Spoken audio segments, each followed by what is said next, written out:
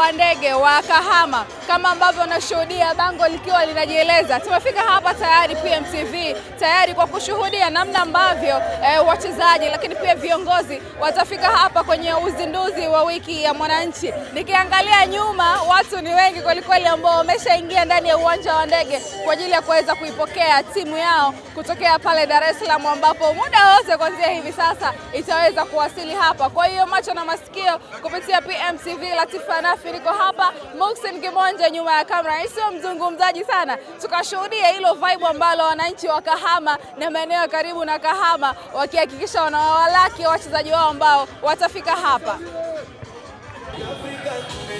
Mwanamichezo, hapa ni uwanja wa ndege wa Kahama na nyuma yangu ni wananchi ambao wanafika hapa kwa ajili ya mapokezi ya timu yao ambayo itafika hapa sambamba na wachezaji pamoja na viongozi, ikiwa ni kwenye uzinduzi wa wiki ya mwananchi ambao kilele chake kitafanyika pale